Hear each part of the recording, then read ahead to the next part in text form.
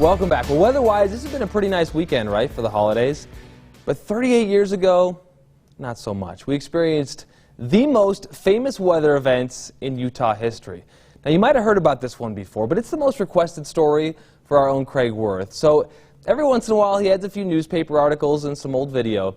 Tells one of the state's favorite tales, the story of the State Street River. Oh, the State Street River was famous in Philadelphia, in Kansas, and all over America, including Indiana, too. What river on State Street, you ask? Well, this is State Street today, and this was State Street 38 years ago.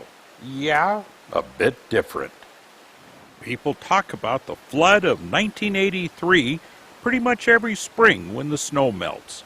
You see, we had record amounts of snow in the winter of 82-83, dry 700 inches at Parley Summit versus a norm of about 300 inches, and a really cold May.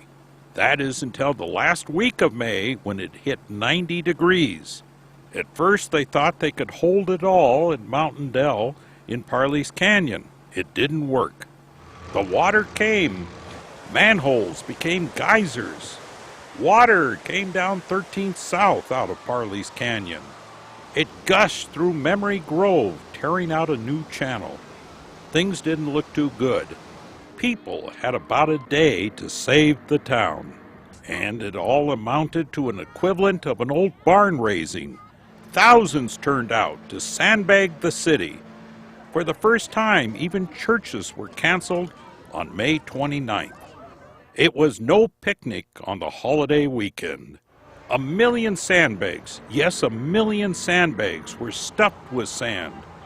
Plastic riverbeds made a new roaring river. There was a human chain. Sandbags went from the big sand pile down the street and into the river. Well, by about the second day, we knew this was a big deal. Why? Because they were already selling T-shirts. I am a Salt Lake City sandbagger and the spirit of 83. And of course, the souvenir of the decade, water from the flood. Oh, it had a warning, do not drink. Now, what's wrong with drinking opaque, dirty flood water from City Creek that was turning the city into a creek? The masses and sandbags had moved on to State Street. People worked day and night and made a new river, the State Street River. The new river would run from Memory Grove all the way to about Dirks Field. It was quite a river. It even had rapids. People had a sense of humor about it all. One claimed to have caught a fish in it. Well, there is the guy and the fish. We don't know if fishing without a license on State Street is as bad as driving without a license on State Street. But it wasn't just a river. In one day, bridges were built over the mighty State Street River. Some for cars, some for people. And like any good river, it became a destination tourist site. It just seemed very strange. A river roaring down the street. Kind of a combination downtown Riverwalk and Venetian-style canal. And life went on around it and over it. About the worst thing about the State Street River was this. The sandbags blocked the old Center Theater. Well, that meant Star Wars, Return of the Jedi, had to go to a theater on dry ground. Well, that was big news then.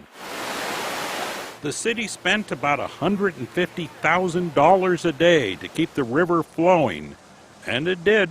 And then it was time to take it all apart and drain the mighty State Street River. 13 days later, all was done, and the city picked up its million soggy sandbags and tore out the $30,000 bridges that were put up in just one day. The city hosed down the street, and all of this became a memory to talk about every spring.